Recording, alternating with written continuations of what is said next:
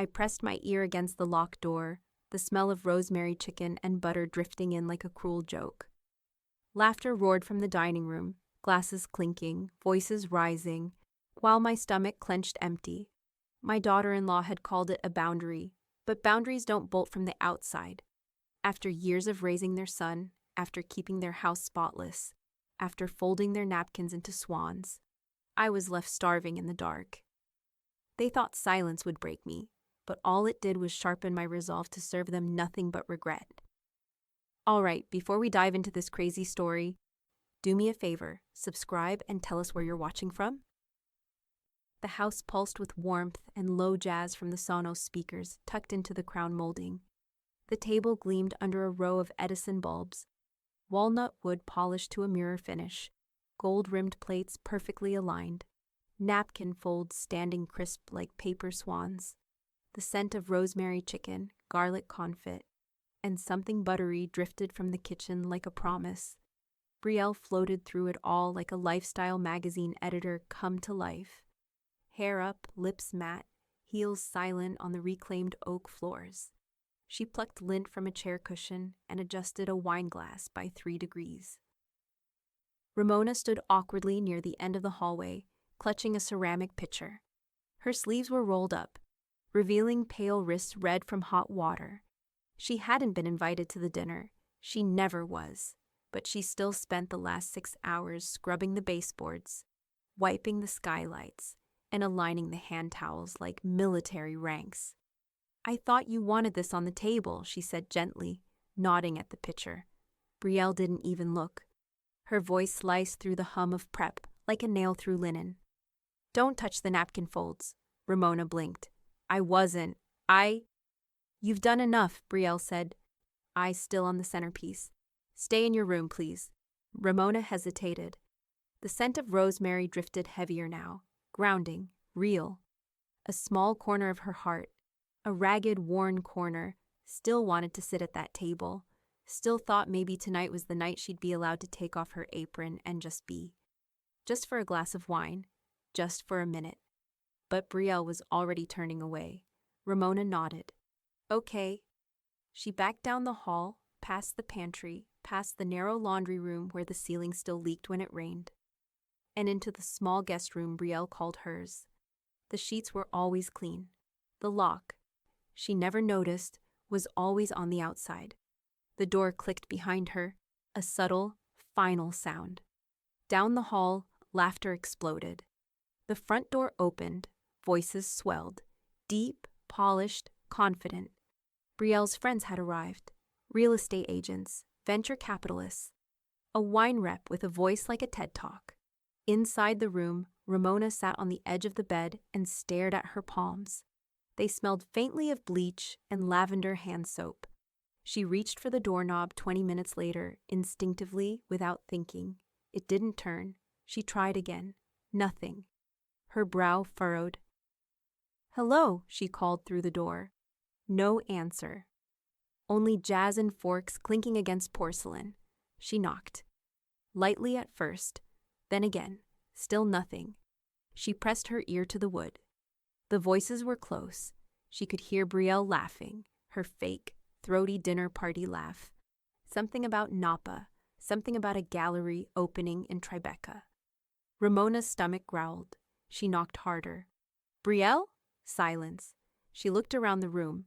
No food, no water. The small window didn't open. Her phone, like always, had been left charging in the kitchen, a house rule.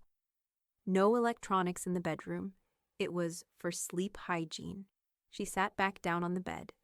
Time passed in strange, stretchy shapes. An hour, 2. The party was still alive outside the door, spilling wine and approval across the night, while she sat in her socks, feeling the hunger grow raw in her belly. Eventually the jazz faded. The voices softened into background chatter. Then, one by one, the sounds disappeared entirely. The door never opened. No plate, no glass, no apology. Just the dry air and the echo of Brielle's dismissive voice. Ramona lay down on top of the quilt and stared at the ceiling. She didn't cry. She didn't scream.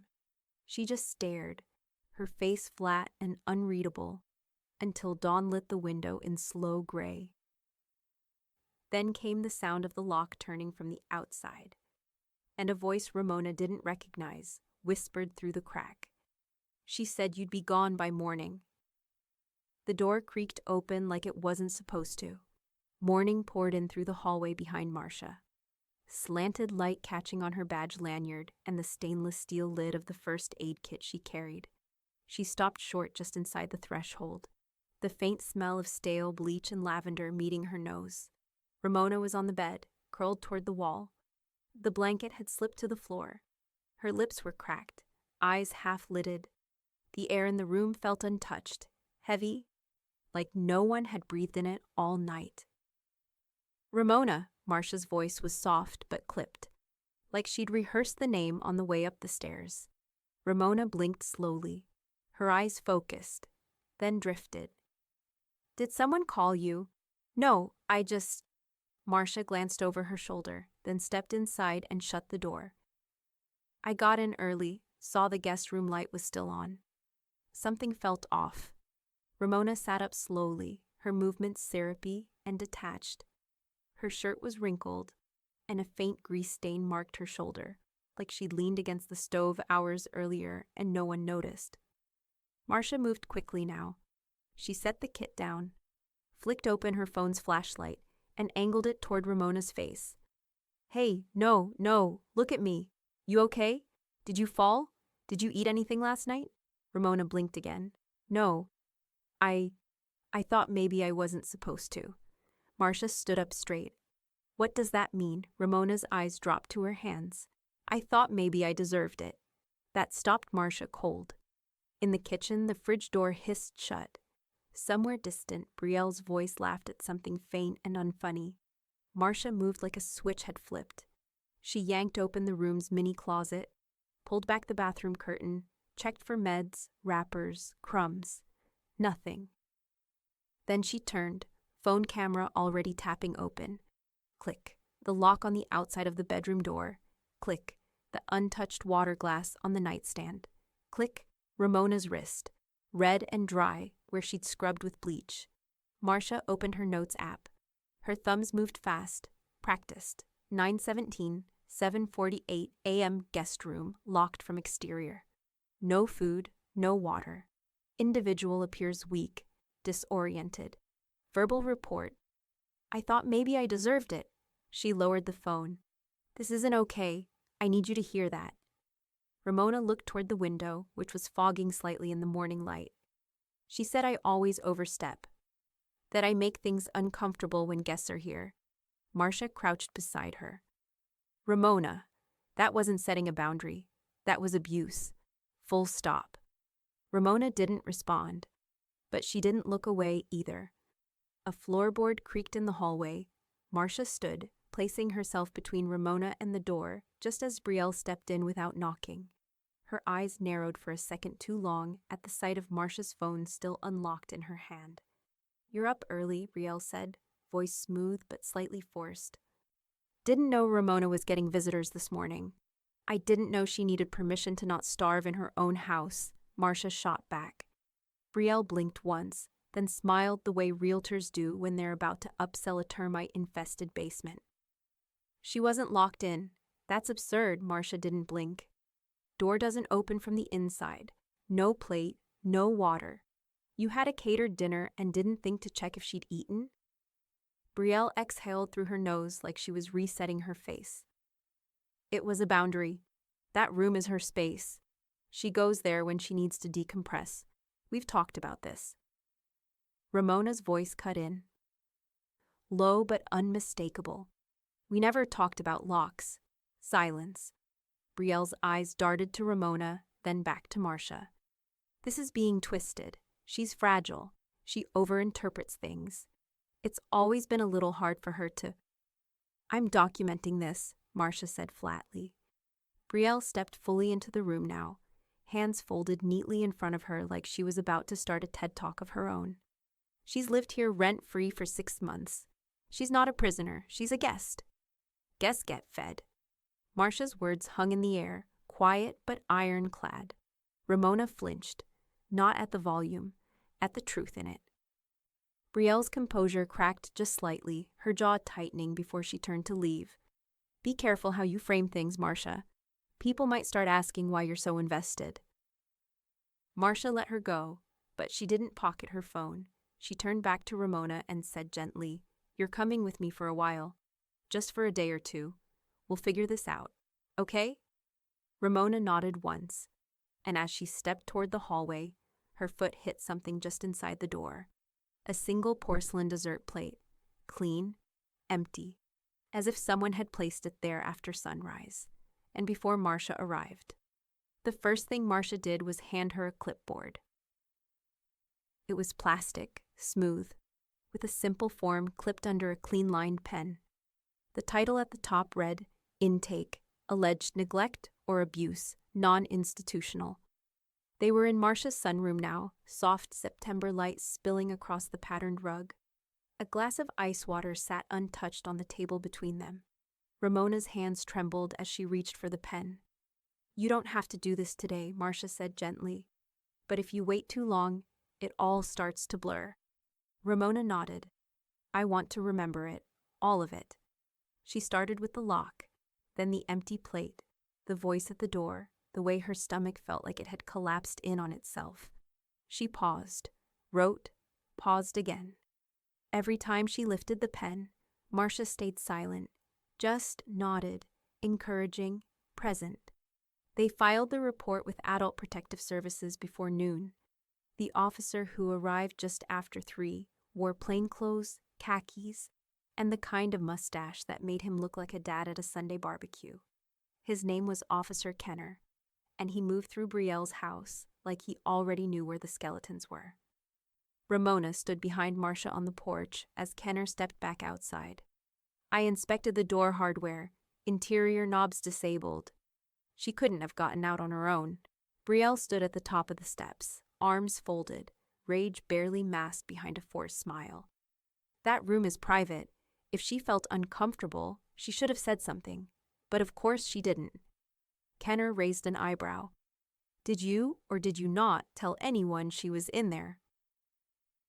"I told Travis she needed some space," Brielle snapped. "That's what she does when she gets overwhelmed. She goes quiet." "Did you give her food? Water?" Brielle's voice sharpened. "I'm not her nursemaid." Behind her, Travis appeared in the hallway, tall, tired-looking, avoiding eye contact. He said nothing. Down the stairs, Lacey, Brielle's 15-year-old, hovered halfway up from the landing, thumb nervously pressed to her mouth, watching like she was absorbing everything in silent 4K. Kenner jotted a note. "Ms. Renner, your explanation doesn't override the fact that locking someone in a room without their consent is considered unlawful restraint. That's a criminal offense in this state." Brielle's laugh cracked through the air like brittle glass. "Oh, so now I'm a criminal." "Because a house guest twisted a story." "She's not a house guest," Marcia said, stepping in. "She's a survivor, and she's not alone anymore." By dinner, Brielle was tearing through the house like a storm in heels. "She's turning everyone against us," she hissed to Travis, slamming cabinet doors like they'd personally betrayed her. "That little report, it's theater. She's manipulating that woman. What even is she, a social worker? A yoga therapist? God knows." Travis didn't answer. "She's taking notes," Brielle muttered, yanking open the silverware drawer. "She's trying to frame me like I'm some kind of monster." "She is," came a small voice from the hallway. Brielle turned. Lacey stood barefoot on the stairs, arms crossed. "You are a monster." For a second, the room went bone still. Then Brielle's jaw flexed, but she said nothing, just turned back to the drawer and slammed it shut again. Upstairs in the guest room, Ramona had a notebook now. Plain black cover, lined pages, no stickers, no dates, just the record. Marcia sat across from her, knees folded under her, calm but firm. "You start now," she said, before she starts rewriting everything. Ramona hesitated. "Where do I begin?" "Start with what she said about your medication." Ramona's eyes flicked to the corner of the room like she could still hear it. "She told me I didn't need it anymore. that I was using it as a crutch, that it made me flat, boring. She said if I really wanted to be part of this family, I'd stop trying to numb myself and just regulate. Marcia frowned. Did you stop? Ramona looked down at her lap. I tried. For 3 weeks. That's when the panic attacks came back. She started writing. Entry number 1, September 3rd. Medication interference. Called me boring. Hid my refill. Entry number 2, September 9th. Asked me to clean floorboards before her friends arrived. Wouldn't let me shower before. Said, they're not here to see you. Entry number 3, September 17th. Dinner party. Locked door. No food. Said I always overstep. Voice at the door said I'd be gone by morning. She paused, looked up. Is this even going to matter? Marcia leaned forward. If you keep going, if you don't stop, this will be the story you get to tell. Not hers. Ramona nodded slowly. Then her phone buzzed on the nightstand. Unknown number, 1 new voicemail. She hit play. It was Brielle's voice, low, venomous, trembling with rage. You think people care about your version? I built this house. I built this family. You're just a squatter in a room I let you rot in. And if you think you're walking away clean, Ramona, you're wrong. I'll make sure no one believes a word you say. The conference room was colder than it needed to be.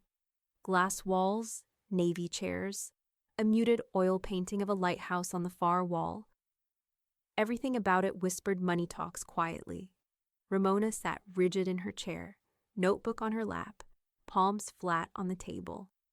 Across from her sat Paul Anderton, a probate and estate attorney with silver temples, a square jaw, and a watch that didn't tick. He hadn't said much yet, just listened. She had told him everything, about the door, the lock, the voice, the gaslighting. The years of digs that used to seem small until they started stacking like bricks. The room was silent now, but it wasn't empty. Ramona's words still hung there. Paul tapped the end of a pen lightly against a legal pad. Okay, he said finally. Here's what we do. Ramona blinked. We? He didn't smile. Yes, we. I don't take cases like this unless I believe someone has been systematically minimized. You're not paranoid. You're a threat to someone who built power on silence. That makes you dangerous in the right way. He flipped a page and uncapped his pen. We move in phases. First, we go quiet, but we don't wait. Ramona swallowed. What does that mean? Phase 1, Paul said, is full estate trust restructuring. You have your father's power of attorney, but Brielle still controls the trust provisions. Those vague, lovely phrases like family members deemed primary caregivers. He looked up. We remove her. And Travis. Ramona's breath caught. Paul continued. I'll draw up the language to restructure it so that she no longer inherits a dime. That includes backdoor items, vehicles, insurance riders, even discretionary disbursements. All of it. You'll be listed as the sole medical and financial steward. Ramona's fingers tightened around her notebook. He won't fight that? Paul paused. Not if he signs while he still trusts you. And if he doesn't, well, that's phase 3. We'll get there. She nodded slowly, absorbing the weight of that. Paul moved on. Phase 2 is the criminal side. The police already have your statement, the door photos, the notes from Marcia, and the voicemail. He tapped the pad. I've already spoken to someone at the DA's office. They're reviewing the audio. You don't have to file anything yet. But if you do, we can pursue unlawful restraint, psychological coercion, and deprivation of care. Ramona looked out the glass wall. Below, the city was alive. People walking with lattes, arguing over parking meters, spilling into cafes like nothing in their lives had ever gone quiet behind a locked door. And phase 3, she asked? Paul leaned forward. His voice was quieter now, deadly calm. Phase 3 is conservatorship override. You told me Brielle once had your father sign over medical power of attorney to her when he was sedated. Ramona nodded. After his surgery. He doesn't even remember it. Good, Paul said. Because if we show undue influence or misrepresentation during a medical crisis, we can override it in court and petition for full conservatorship reassignment. To you. He sat back. This won't be loud, he said simply. It'll be legal. Which hurts worse? Ramona didn't speak right away. She stared at the grain in the conference table, wondering how many people had sat here, wondering whether they'd be believed. Paul waited a beat. You okay? She looked up. I always thought revenge meant screaming, or slamming a door, or burning something down. Paul didn't flinch. No. Revenge is knowing they can't touch anything that matters anymore. Back at the house, Brielle stood in the master bathroom, holding her phone like it was radioactive. The estate lawyer's office number had shown up on the call log. Not once, 3 times. She clicked her tongue. She's up to something. From the closet, Travis muttered, Maybe you should let it go. Brielle's eyes cut toward him, sharp and glassy. You still think this is about her feelings, she said. You don't get it. She's trying to erase me. He said nothing. Brielle turned back to the mirror. Her reflection stared back, painted, polished, perfect, and terrified. She picked up her phone and dialed. The screen read, Unknown contact, blocked. It rang twice, then someone answered. A man's voice, low, precise, dangerous. What's the job? The notary slid the final page across the glass table. Ramona held the pen for a moment too long, staring down at the line where her name was printed in sharp black serif. Ramona Ellis, settler and trustee. The document before her was thick, maybe 70 pages, printed on acid-free stock and sealed with embossed tabs in red and navy. It looked more like a weapon than a form. Paul leaned back in his chair. Once you sign this, it's irrevocable. No edits, no appeals. Ramona nodded. That's the point. The pen moved. Smooth, steady, and then it was done. Everything shifted fast after that. Paul's office filed with the county recorder first, retitling the family home under the Ellis Revocable Trust, now amended to an irrevocable instrument, shielded from contestation by any former claimants.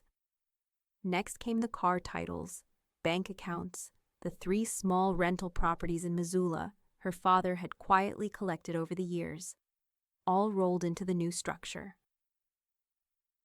Travis and Brielle's names were removed from every page, not struck out, erased entirely. Their roles were noted in legal memo only, filed under Exclusion Clause 7.2b, citing documented abuse, psychological coercion, and moral breach of care.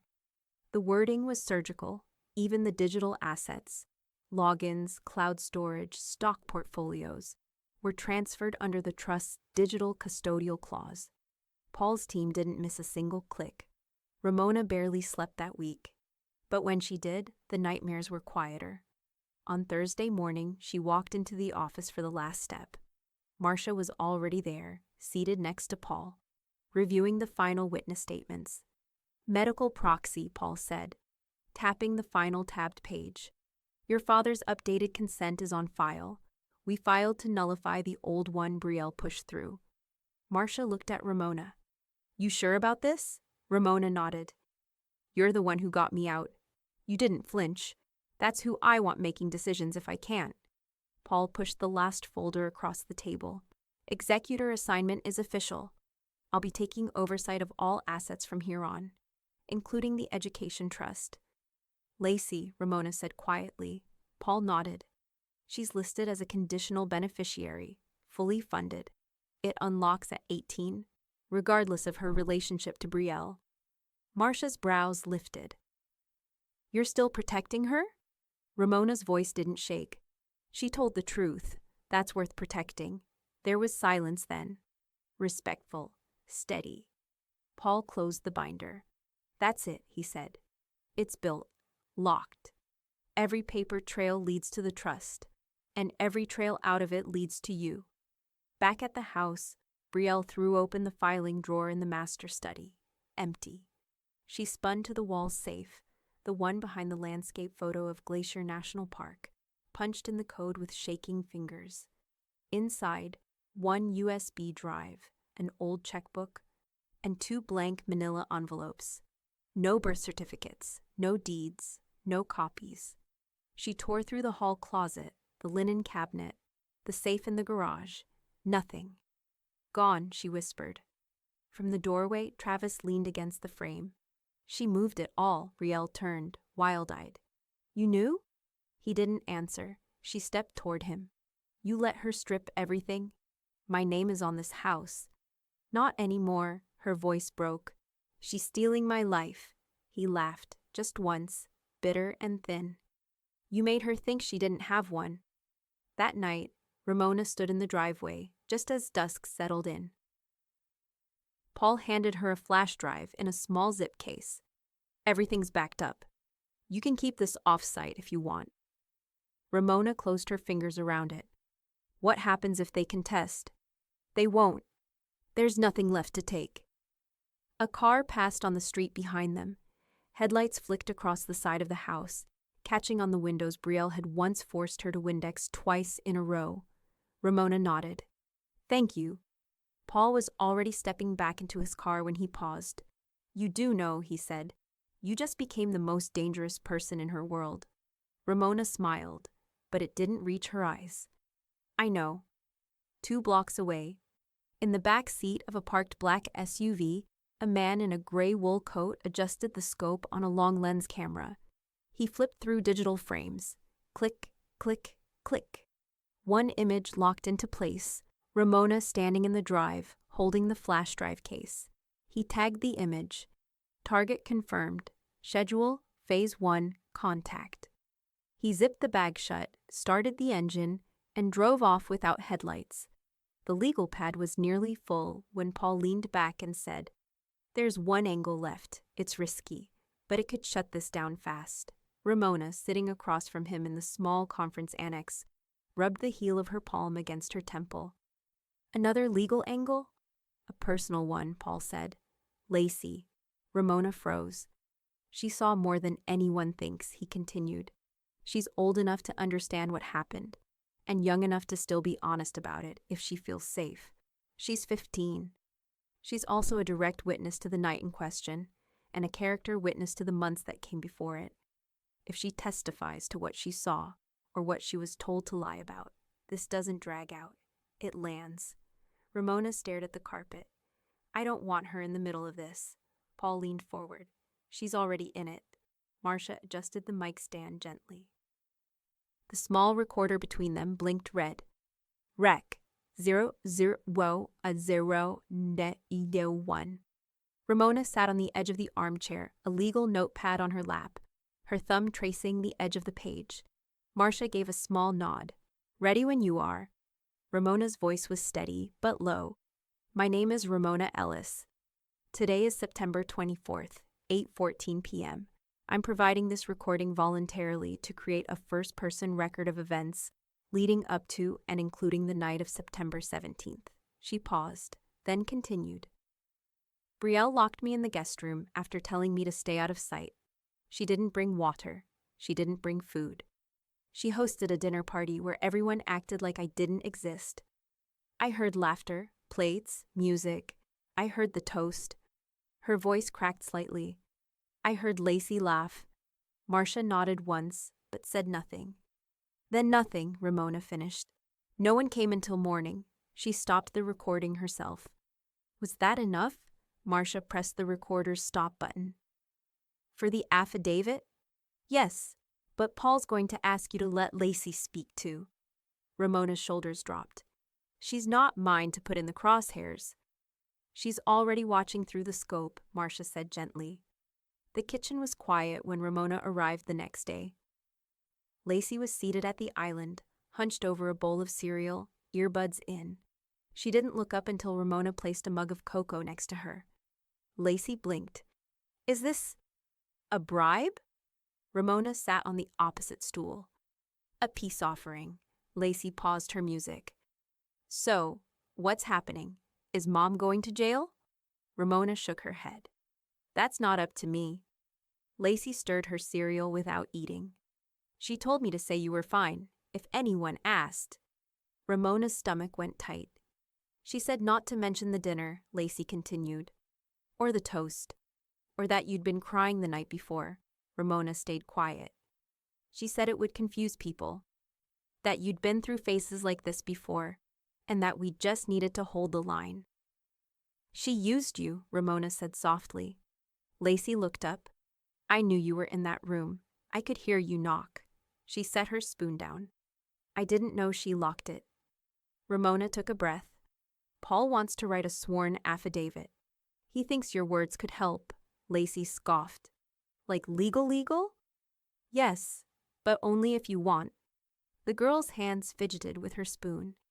She told me you were unstable, but every time you spoke, you were calm.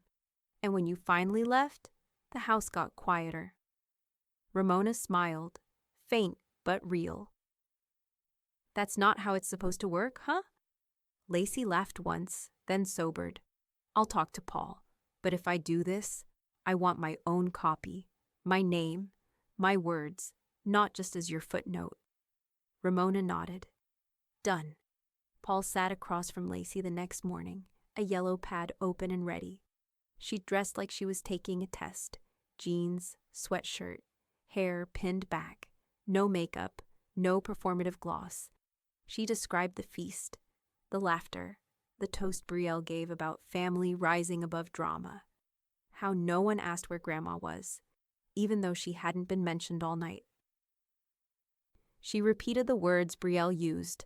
Not tonight. It'll pass.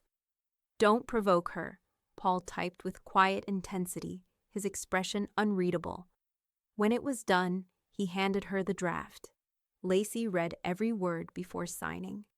Ramona watched from across the room, pride and heartbreak mingling beneath her ribs. She shouldn't have to pick sides, she whispered to Marcia. She didn't, Marcia replied. She picked the truth. Later that evening, Brielle found an envelope on her welcome mat. Inside, a notarized affidavit, typed on firm linen paper, signed by her daughter. Her hands trembled as she flipped to the final paragraph. I was told to lie, but I won't anymore. Brielle sank onto the tile floor, document in hand, and didn't notice the second envelope tucked beneath it. From the man in the wool coat. Stamped, delivered as instructed, Phase 1 complete. The room had no windows, just tan walls, a conference table, and the faint buzz of a wall clock that ticked just slow enough to be noticeable. Ramona sat upright, hands folded neatly on the table, her eyes calm. Across from her sat the county investigator, a woman named Reese with short hair, clear eyes, and a laptop she barely glanced at. Whenever you're ready, Reese said, clicking record. Ramona nodded once, then began. I was locked in the guest room on September 17th. The night of the dinner, I wasn't given a key. The door handle inside doesn't turn. It hasn't in years. Her voice didn't tremble. She spoke with the same steadiness she used to have in choir recitals when she was 13, rehearsed but honest, even when her knees shook. I was told to stay out of sight, that I had done enough. There was no food brought in, no water, no communication. I knocked several times. No one answered. I wasn't released until morning. Reese raised a brow. You say released. Who opened the door? I don't know. I didn't see them. But they said... She inhaled. She said you'd be gone by morning. There was a brief pause. Not the kind born of disbelief, but of careful processing. Reese nodded slowly, typing as she spoke. Continue. Paul slid a folder across the table. Inside were time-stamped photos. The exterior lock, the latch placement, the stripped screw on the inner knob, and the lack of any emergency release. Next to that, a screenshot of a text from Brielle to Travis that read, "Don't let her out until I say so." And next to that, an email exchange between Marcia and a locksmith who'd evaluated the mechanism. Interior knob disengaged. Can only be opened from hallway. It was surgical, clean, legal. Reese reviewed the materials silently. Her face didn't change, but she flipped every page carefully, respectfully, like they might catch fire if she blinked. The next morning, Brielle filed a counterstatement. In it, she alleged that Ramona had shown declining awareness, confusion with boundaries, and a history of emotional volatility that made caregiving difficult. She checked a box that read, concern for cognitive instability or age-related impairment. She added a note in the margin. Ramona may not remember events clearly. She's been slipping for months. Paul received the copy by certified courier. His reaction was a quiet snort. She's going with senile, huh? He said, scanning the paperwork. Classic. Ramona, seated across from him, didn't flinch. She always told people I was too sensitive when I disagreed. This is just that, dressed in legal language. Paul set the folder down and opened another. Inside, a sealed cognitive evaluation from Dr. Allison Hammer, a neuropsychologist affiliated with the state court. Ramona had scored 100%. Verbal recall, perfect. Spatial memory, precise. Cognitive processing speed, above average for her age group. I had her run the battery last week, Paul said. Just in case Brielle tried this route. That evaluation's already been forwarded to the court. Ramona's fingers tightened slightly on the edge of the chair. So that part's over. No, Paul said. It's shut down. That night, Marcia was cooking when Ramona's phone buzzed on the counter. Unknown number. She didn't answer, not at first. But when it buzzed again 30 seconds later, she swiped open the text with a tight breath. Travis. We're being attacked. She's unraveling. I didn't sign up for this. Ramona stared at the screen. The words looked like an SOS scribbled inside a bottle tossed from a stormy deck. She showed the phone to Marcia. He's never messaged me before. Marcia took one look and wiped her hands on a dish towel. He's trying to get out before the ship sinks. Ramona's voice was flat. So let him drown, Marcia nodded. You want me to respond? Ramona thought for a moment, then shook her head. Let him sweat. Elsewhere, in a dark office across town, Brielle was pacing. There were papers everywhere, highlighted copies of trust clauses, printouts of Ramona's report, and a newly drafted letter she'd written to her father's bank trying to freeze access. None of it was working. Lacey's affidavit had hit the clerk's office that morning. Ramona's statement was being indexed into the system. Paul had locked everything behind an iron vault of timing and law. Her phone buzzed. Blocked ID. She answered immediately. A calm voice on the line. Phase 2 initiated. What does that mean? Brielle snapped. The voice was cold. It means you stay visible, and we get close. The line went dead. The clerk slid the stamped document across the polished counter. The final thunk of the embossing seal still echoing in Ramona's ears. Ellis Family Trust. Final filing approved. Dated. Signed. Court stamped. Permanent. Paul glanced at his watch but didn't rush. It's done. No more drafts. No more provisional status. The trust is now legally locked. Irrevocable. Untouchable. Ramona exhaled. Not relief exactly. More like the controlled release of a breath she'd held for 6 years too long. Paul added, Travis and Brielle have been formally removed from every clause: inheritance, property rights, caregiver privileges, survivor benefits. Nothing flows to them, ever. Marcia stood just behind them, arms crossed, lips pressed into a line. And Lacey? She's secure.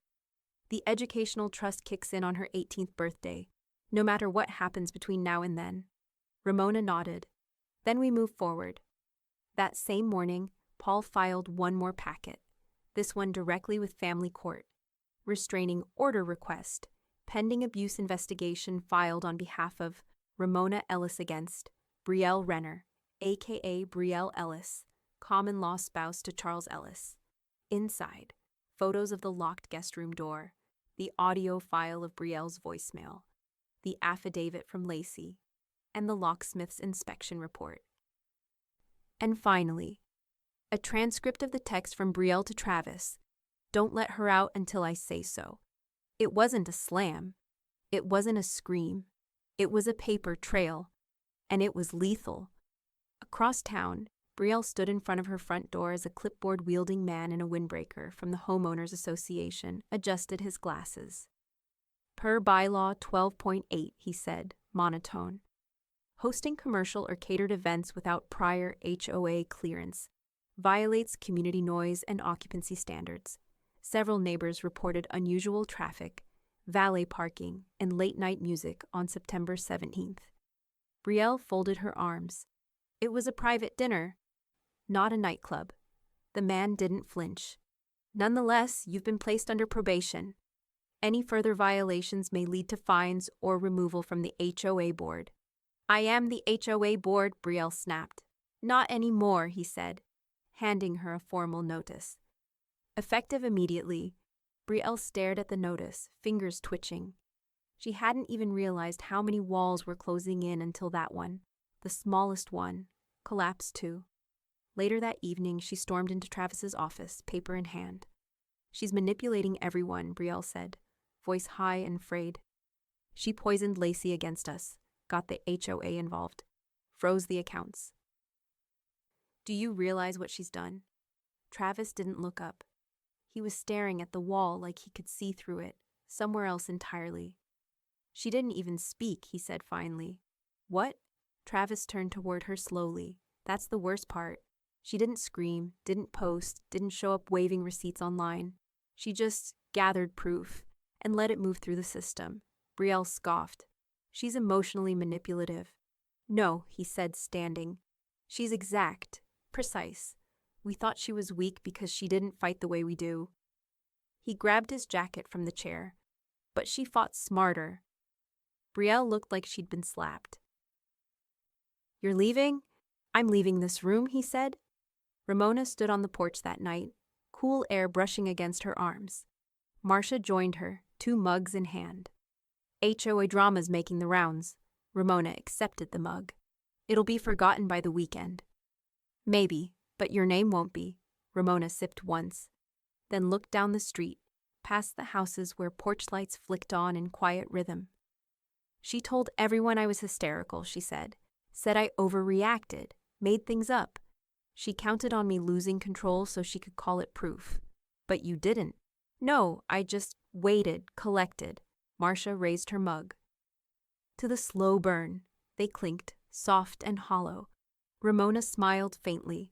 Funny, I didn't speak. The facts did. Behind them, the porch light flickered once, then again. Marcia looked up. That bulb's new. Ramona set down her mug. I didn't touch it.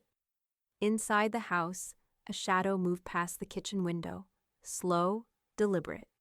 Marcia went for her phone. Ramona's voice was calm, but sharp. No lights, just record. It started with a quiet knock. No text, no warning. Ramona opened the door to find Lacey, standing on the porch with a duffel bag slung over one shoulder and her skateboard tucked under the other arm. Hey, the girl said. Ramona blinked. You okay? Lacey nodded once. I just needed to see what peace looks like. Ramona stepped aside. Come in. She didn't ask how Lacey got there. She didn't ask where Brielle was. She just walked her inside and made a cup of cocoa without a word. Lacey sat at the kitchen island, scanning the room like she was looking for signs of distortion. There were none. The counters were clean, the windows open. Jazz played softly from a Bluetooth speaker on the counter. A casserole cooled on the stovetop. Ramona poured her a glass of ice water. Lacey took it. They always said you were unstable. Ramona didn't flinch. I know, but you're the only stable one I know. Marcia showed up about 15 minutes later, bringing groceries and her usual quiet grace. When she saw Lacey on the couch, socks off, curled up with a throw blanket, she just smiled and set the bags down gently.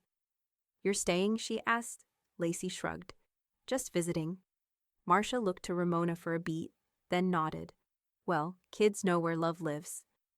Lacey didn't respond, but her eyes stayed fixed on the quiet rhythm of the house. The way the air wasn't tense, the way no one raised a voice just to fill the silence. Paul called later that afternoon. I just got off a call with the court administrator. Based on Brielle's instability and Lacey's minor status, It would be wise to include a provisional guardianship clause in the trust, just in case things escalate. Ramona glanced toward the hallway, where Lacey's laughter drifted out from the guest room. "She's not mine," Ramona said. "No," Paul replied. "But she might choose you. That still counts." Ramona sighed. "Add it." Quietly. They didn't hear the car pull up, or the slam of the door, but they heard the screaming. It started before Brielle even reached the porch. "Lacey!" Her voice cracked through the neighborhood like glass dropped on pavement. "Get out here!" Marcia moved first, silently locking the back door. Ramona stood, calm but firm, and walked to the front. Lacey stood in the hallway, wide-eyed. "Stay inside," Ramona said. Outside, Brielle stood in the front yard, her makeup uneven, heels planted like she was about to make a citizen's arrest. "You think you can steal my daughter now too?" she shrieked. "You're a manipulator, a liar. You can't just erase me." Ramona opened the screen door, but didn't step onto the porch. "You're not being erased," she said evenly. "You're being recorded."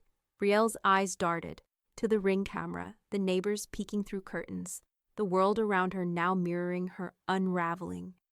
"You can't keep her from me." "I'm not," Ramona said. "She's not locked in a room."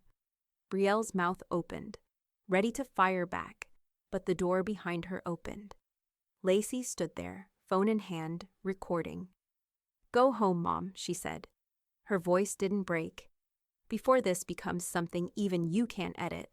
For a long moment, Brielle just stood there, frozen. Then she turned, quick, clipped, and got back in the car. The engine started, tires screeched, and then she was gone. Inside, the house was silent. Marcia locked the door behind her and turned to Ramona. "You okay?" Ramona nodded, but her breath was shallow. Lacey sat on the couch, staring at her phone. "She'll try again," the girl said quietly. "She always does." Ramona sank into the armchair across from her. "The next time," she said, "we'll be ready." Lacey looked up. "I'm not going back." Ramona didn't answer right away, but when she finally did, it was soft. "I know." Down the street, a black SUV idled 2 houses away. Inside, the man in the gray wool coat lifted a small device and clicked it twice. Target repositioned. Stand by for redirect. He placed it in the glove compartment, shifted into drive, and moved closer. The sirens didn't wail. They rolled in low, like a warning that already knew its target. 2 black and white units stopped in front of the house, engines idling, lights flashing in a slow pulse of red and blue. By the time the officers stepped out, Brielle had already climbed out of her car and onto the curb, arms flailing, voice sharp with panic. "She has my daughter. She's keeping her from me. That woman is unstable." Officer Deeks, tall and calm with mirrored sunglasses and a notepad, raised a hand. "Ma'am, step away from the property." Brielle's mouth worked like she'd swallowed a rock. "Excuse me?" She stole. "Step away," he repeated. "We have an active protection request in the system. You are not to make direct contact." Brielle pointed toward the house. "She's poisoning her. Lacey belongs with me." "Then she's welcome to come with you," Officer Deeks said. "If she wants to." The front door creaked open. Lacey stood in the frame again, this time not with her phone, but with crossed arms and bare feet. "I don't." Brielle froze. Lacey didn't move. Officer Deeks nodded to his partner. Together, they walked Brielle to the cruiser, not cuffing her, but guiding her with firm hands and zero sympathy. Her voice cracked again, less like rage, more like confusion. "She's a manipulator. You don't see it yet, but you will. You all will." The door closed behind her. At Paul's office, the emergency motion was already on his desk. "Here's what we're filing," he said, handing Ramona a copy of the updated request. "Temporary protective no contact order. This one's airtight. Based on 2 documented incidents within 72 hours, both with officers present." Ramona scanned the pages. Every line was sharp, specific. "Will she fight it?" "She'll try," Paul said. "But that Ring footage, gold, and the 911 audio, Even better. Marcia looked over the top of her glasses. And the affidavit from Lacey? Paul nodded. That's the nail. He clipped the pages together, slid them into a folder, and stamped the front. File immediately. Back in the neighborhood, the HOA president slid a violation notice into Brielle's mailbox, one she wasn't home to see. Community disturbance, Class B violation. Incident date, September 26th. Infraction, public screaming, police dispatch, and verbal threats captured on neighborhood surveillance. Status, probation escalated to final notice. Down the block, neighbors whispered in driveways. No one came to Brielle's defense. Later that night, Ramona sat at her desk, the overhead light warm and precise, as she filled out her legal journal. September 26th. Incident report. Room number 4. Brielle arrived screaming. Lacey did not engage.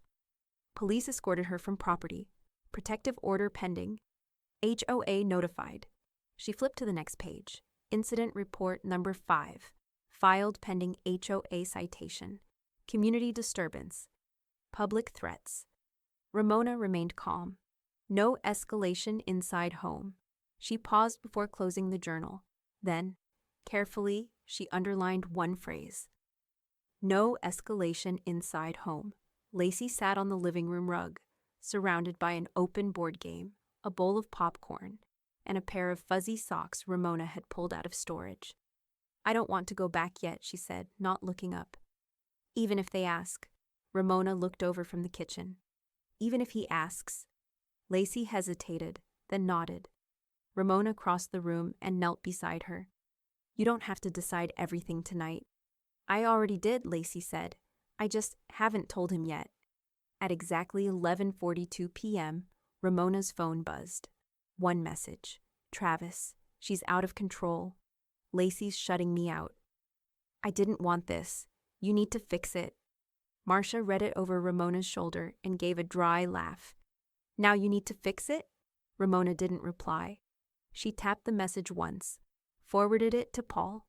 Subject line, documentation, Travis contact attempt. Then she turned off the screen, set the phone face down, and walked away. Half a mile away, in a strip mall parking lot, the man in the gray wool coat made another call. His voice was flat, impatient. She didn't break, the kid didn't either. The voice on the other end replied, calm and clipped. Then escalate visibility. Gray coat paused. That means contact. It means exposure, the voice clarified. They need to feel watched. The line clicked dead. He closed the phone, popped the trunk, and pulled out a folder stamped. Ellis House, Level 3, Surveillance, Authorized Eyes On. He walked across the street, unscrewed the base of a decorative neighborhood lamppost, and slid a cylindrical lens into the open socket. Then he reattached the cap and walked away like nothing had happened. Paul didn't flinch when he read the post. It was long, rambling, laced with capital letters and half-truths, wrapped in the language of concern. Brielle had written it at 2:14 a.m., tagging no one directly, but making it perfectly clear who she meant. Some people pretend to be victims because it's easier than owning up. They twist love into abuse, and then they use kids like shields. It breaks my heart to watch lies win in court just because someone's louder with their paperwork. It ended with a broken heart emoji and a call for prayers. Paul sent it straight to the printer.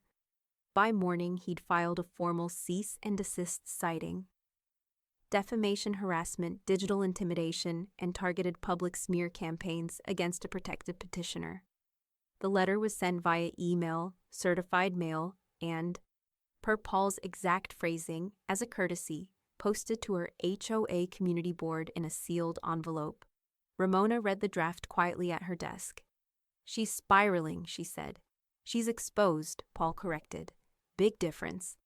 On the dining table, Ramona's legal folder had outgrown its original binder. Now it spanned 3, labeled, indexed, tabbed. Each one stacked with receipts, transcripts, audio logs, incident reports, trust documents, and affidavits. 113 pages, not including exhibits. Lacey sat beside her, sorting handwritten notes by date and matching them to text screenshots. "You always this organized?" she asked. "No," Ramona replied.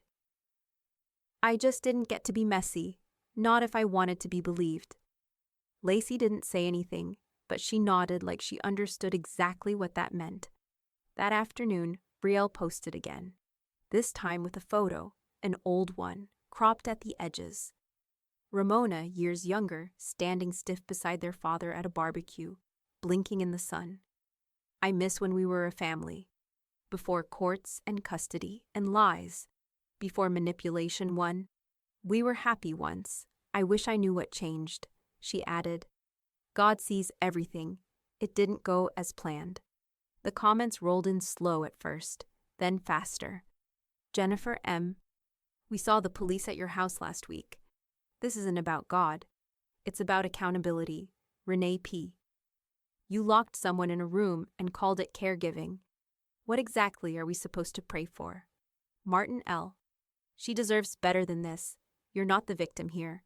HOA moderator. "This post violates neighborhood community rules. Harassment. Final warning issued." The thread was gone by nightfall, but the screenshots lived forever. Marcia handed Ramona a manila envelope after dinner. "It's from Paul," she said. Inside, a summary memo of Brielle's digital activity from the past 10 days, complete with screenshots, metadata logs, and an appended statement from Paul noting intent to escalate to civil litigation if the behavior continued. Ramona folded the papers back into the envelope. "She's not going to stop." "No," Marcia said, "but neither are you." That night, as the house settled into quiet, Lacey sat on the porch swing, hoodie pulled up, phone in hand. "I used to think she was strong," she said, not looking at Ramona. "Because she always won." Ramona took the seat beside her. "Sometimes people win because no one challenges them." "She made it look easy," Lacey whispered. Ramona looked at her gently.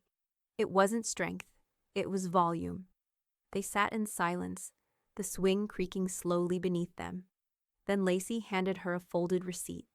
"She used your credit card. Last week, she ordered a new phone on your old account." Ramona unfolded the slip. Brielle's name, the shipping address, the billing line. It was dated after the court had frozen access. "Thank you," Ramona said. "We'll add it to the file." The next morning, a knock came at Paul's office door. His assistant opened it. A courier stepped in. On the desk, a sealed envelope, no return address. Just a printed label, "For the attention of Ramona Ellis." Eyes only. Paul frowned. "Who delivered this?" The courier shrugged. "Was already at the desk when I opened. No signature, just said it was urgent." Paul opened the envelope carefully, pulling out a single photograph. It was Ramona, standing on her front porch 2 nights ago, taken from street level. Behind it, another, Lacey, outside school. Backpack slung, eyes cast down. And a third, the back of Marcia's head, blurred, entering her building. Paul stood up fast. "Call Ramona," he said. "Right now."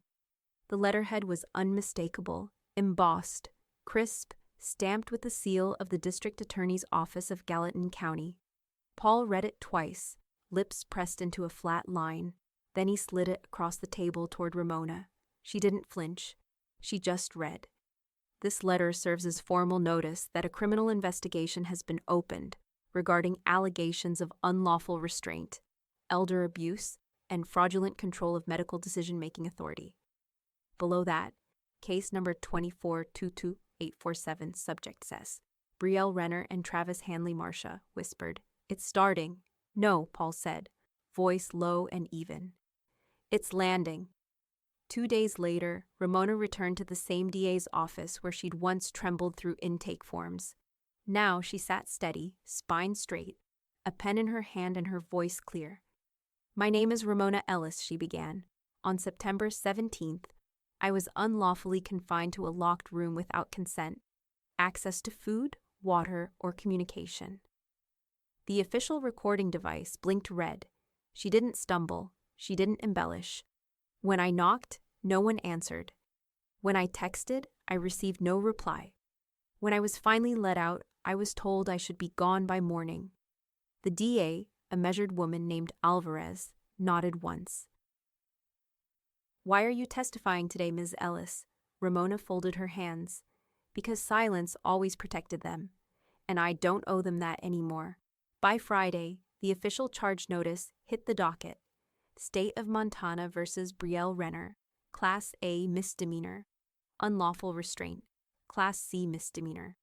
Willful negligence of a dependent adult, civil inquiry, pending. Unauthorized financial access and use of protected digital assets. Court date. October 19th, Travis's name appeared only once, under subject of interest, accessory status. But it was enough to trigger a second wave of subpoenas. Paul didn't celebrate. He just marked the date on his wall calendar with a fine black pen. Then he said, "They underestimated the quiet ones." Lacey found the letter first. It had been slid under the door sometime in the afternoon. Plain white envelope, no return address. Inside, a single sheet. "Ramona, please don't testify. You have every right. I'm not Brielle. I didn't know what I was complicit in until it was already too late. But you have the power to destroy both of us, and I don't think I deserve that." Travis Ramona read it in silence. Then she set it on the counter and resumed folding the dish towels. Lacey watched her, waiting. Finally, Ramona said, "He still thinks this is about mercy." That evening, Paul sat across from Ramona with a printout of Travis's message. "Do you want me to forward this to the DA's office?" he asked. Ramona didn't answer right away. Then, "No, let him sweat a little longer." She stood to leave, but paused at the door. "And Paul?" He looked up. "If I take the stand, I won't flinch." Paul's gaze didn't waver. "I never thought you would."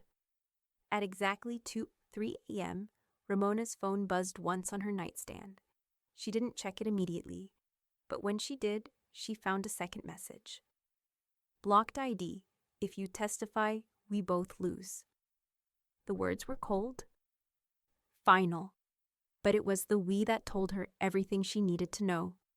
2 hours later, a man in a dark hoodie stood at the edge of the Ellis property line, a phone in one hand, a flashlight in the other. He aimed it toward the driveway, toward the house, a click, then another. Then he crouched beside the utility box and unscrewed its base plate with practiced ease. Inside, wires, quiet, exposed. He placed a new chip inside, barely larger than a paperclip, sealed it, reattached the plate, and walked away without looking back. The courthouse didn't look like justice. It looked like beige walls and cold benches and bad coffee in lidded paper cups. But Lacey sat in the hallway like she belonged there. Jeans, navy sweater, hair pulled back in a braid Ramona had helped her finish that morning. Next to her sat Paul, flipping through a thin binder marked Witness, Voluntary, Non-Custodial, Minor Status. His calm presence was the only thing not shaking. Across from them, Brielle's attorney paced, like a man already searching for the nearest exit. "Don't be nervous," Paul told Lacey, offering her a bottle of water. "I'm not," she replied. "I'm mad." They called her name just after 10. She entered with her shoulders straight, gaze fixed. The bailiff led her to the witness chair. The courtroom was quiet. All the noise had already happened behind closed doors, in affidavits and incident reports and emails no one could unsend. The judge, a woman with silver hair and precise glasses, nodded gently. "Lacey Hanley, do you understand you are under oath?" "Yes, Your Honor." "You may proceed," the clerk said. Paul stood at the prosecution's table, but he didn't speak. He didn't need to, because Lacey told it all. She told the court about the night of September 17th, about the door, about the feast, about how no one mentioned where Ramona was, how she heard the knock from upstairs and pretended not to, how Brielle told her to hold the line, and how that line became a wall she didn't want to live behind anymore. "I thought if I stayed quiet," Lacey said, voice steady, "she'd stay calm, but it was never about calm. It was about control, and silence was part of it. Ramona sat in the gallery, breath still, hands folded. The judge's pen moved slowly across her notes. When Lacey finished, the courtroom was silent for a full 6 seconds. Then the judge spoke. Clear, credible, uncoached. She looked toward Brielle's side of the courtroom. Brielle wasn't looking at her daughter. She was staring at her hands like they were someone else's. Her attorney stood, whispered something into her ear. She didn't respond. Then he turned to the bench. Your Honor, the defense is withdrawing from active contest. We request a temporary recess to initiate plea negotiations. The gavel came down once, sharp and decisive. Request granted. Ramona didn't breathe until she was in the hallway again. Paul clapped the binder shut. She did it, he said. She moved the whole room. Lacey stepped out a minute later. Her eyes were rimmed pink, but she wasn't crying. She walked straight up to Ramona and wrapped her arms around her. I'm sorry it took me this long, she whispered. Ramona didn't let go. You got here, she said. That's enough. Across the street, Brielle stood alone on the courthouse steps, her heels clicking against stone as she paced in tight, frantic circles. She pulled out her phone, then put it back. Pulled it out again. No one answered. Inside her jacket pocket was a crumpled plea agreement draft. She hadn't signed it, not yet. But her name was already printed in the spot marked Defendant. That night, Lacey curled up on the couch beside Ramona, wrapped in a throw blanket and half asleep. They always thought I was the soft one, Ramona murmured. Marcia glanced over from the armchair. You are. Soft isn't the same as weak. Outside, a breeze swept across the porch, rattling the mailbox. Paul's message came through just before midnight. Subject: Surveillance anomaly. We traced the device in the utility box. Military grade, not amateur. Local authorities are looped in. But this was never just about Brielle. Ramona stared at the screen. Her jaw clenched, then loosened. She turned the phone around for Marcia to read. Marcia exhaled, slow. Then it's bigger, she said. Ramona stood, pulled the curtain back, and looked out into the street, where the lamppost across from the house now glinted faintly, catching the moonlight in a way it hadn't before. We follow it, Ramona said. Then she let the curtain fall shut. The newsletter was printed on ivory cardstock, folded once, and tucked into every mailbox on Evergreen Ridge. On page 3, beneath an ad for a lawn care discount and an announcement about the upcoming fall bake sale, there was a half-column article with a headline that didn't need boldface to feel sharp. Justice done, quietly served. By HOA correspondent, name withheld by request. It read, in a case that has reminded many of us how silence is never neutrality, we commend the courage of longtime resident Ramona Ellis. While the court proceedings were private, the pattern was public. We watched, we listened, and now we know. By the next morning, Brielle had been officially removed from the HOA board. Not suspended, not warned, removed. A public vote, unanimous. The pink notice was taped to her front gate, laminated to withstand the rain. Paul handed Ramona a copy of the HOA motion at her kitchen table. You're done, he said simply. Ramona didn't look triumphant. She looked tired. She folded the paper once, then twice, and placed it beside a stack of thank you notes she hadn't found the words for yet. I never wanted anyone to clap, she said. I just wanted it to stop. Paul nodded. It has.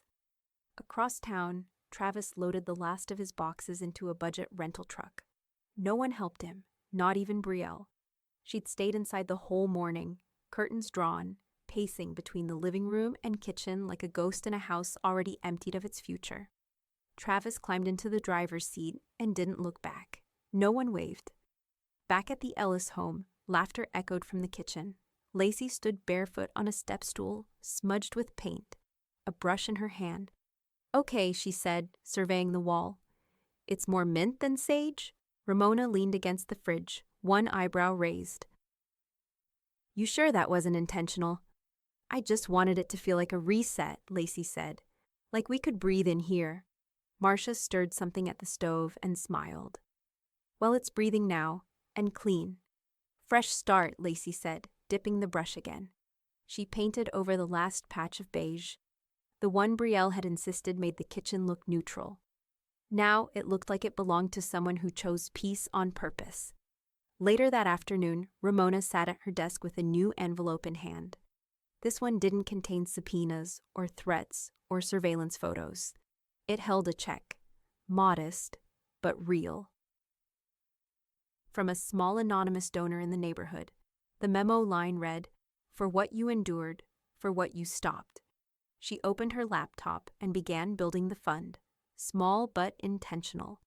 The Quiet Fire Initiative, a grassroots donor pool for elder abuse awareness and legal support. She uploaded a plain cover photo. A quote in her header, "Silence helps only the loudest voice. Make yours count." Marcia appeared in the doorway an hour later, holding a box of old paint swatches. "You didn't just serve justice," she said. "You served a warning." Ramona turned in her chair. "To who?" Marcia gave a half smile. "To anyone who ever thought their cruelty would go unanswered because their victim was too polite to scream." Outside, a gentle breeze rattled the newly painted shutters. The neighborhood was quiet, but not blind. That evening, Paul sent a brief email. No subject, just a sentence. Device trace reached a private shell company. Federal contact interested. More soon. Ramona read it twice. Then she walked into the living room, where Lacey was dozing on the couch, book half open across her chest. Ramona sat beside her, took the book gently, and whispered, "Thank you for coming back." Lacey didn't open her eyes, but she smiled. The folding chairs were lined in perfect rows beneath a canopy of string lights, swaying softly as the Montana dusk cooled the lawn behind the town library. Long tables were dressed in ivory linen. Pitchers of lemonade and wildflowers in mason jars dotted each one. A soft quartet played blues near the hedges, and someone had even lit citronella candles, more hopeful than useful. Ramona stood at the edge of it all, heels low, dress simple, her fingers still curled around the little invitation card that had read, "In gratitude for your silence turned strength." She hadn't expected anyone to come, but they had. Neighbors, former skeptics. A few unfamiliar faces. Lacey walked beside her, not tucked behind, not pulling ahead, just beside, like a co-conspirator in a life she'd finally chosen. "She's here," someone whispered as they approached the table marked "Reserved." Paul stood from his chair, smiling as he pulled hers out. "You know," he said, "most people don't get a dinner after filing restraining orders." Ramona quirked a smile. "Most people don't earn 2 binders and a burner phone first." Marcia joined them seconds later, tugging Lacey in for a one-armed hug and setting down a tray of cornbread. "That's made with honey," she said. "Not bitterness." "Shame," Ramona said. Bitterness would have been thematically accurate. They laughed. It wasn't loud, but it was whole. Halfway through the meal, meatloaf, roasted potatoes, peach cobbler for dessert. The mayor stepped to the mic. "We don't often get to recognize someone for stopping harm," he said. "Usually we only gather after the worst has happened. But tonight, we honor someone who changed that script. Please join me in a round of applause for Ramona Ellis, whose name has just been added to the state's Elder Protection Registry as a validated and cleared petitioner." One of the fastest affirmations on record, applause followed. But it was the kind that builds slowly, the kind that means something. Ramona's eyes didn't water, but Lacey leaned in and whispered, "I'm proud of you." Paul raised his glass. "Everything's locked, filed, and permanent. They can't come back through the cracks, not even with a blowtorch." Marcia nodded. "Good, because next time you cook, I want mac and cheese." "None of this catered casserole business," Ramona smirked. "Next time, no locked doors." Later, as the crowd thinned and someone switched the music to a vinyl player humming Nina Simone, Ramona stood near the edge of the buffet table, watching Lacey dance barefoot in the grass with two girls from her school. Someone tapped her shoulder. It was Mrs. Kessler from 3 houses down, the one who used to call Brielle a pillar of discipline. She offered a napkin folded around a handwritten note. Ramona opened it carefully. I saw what you endured. I believed too late. I won't be late again. Ramona folded it once, then slid it into her clutch beside her glasses. They returned home just after 10. The porch light was already on, casting soft halos over the steps where Travis used to sit and drink beer after muttering about women being too emotional to handle paperwork. That porch belonged to someone else now. Inside, the house was quiet, but not tense, just warm, lived in. Ramona toed off her shoes and placed the small floral centerpiece from the dinner at the center of the kitchen table. She looked at Marcia, at Lacey, at the room that had once been beige and silent. No more. Ramona said, "You know what the worst part was?" They looked up. She pulled out a chair, sat gently. "They laughed while I starved. No one said a word." Then she added, voice even, but sharp as a butcher's blade, "My daughter-in-law locked me hungry in my room while they feasted, so I served them nothing but regret." And outside, in the darkness beyond the fence, the lamppost flickered once and stayed lit.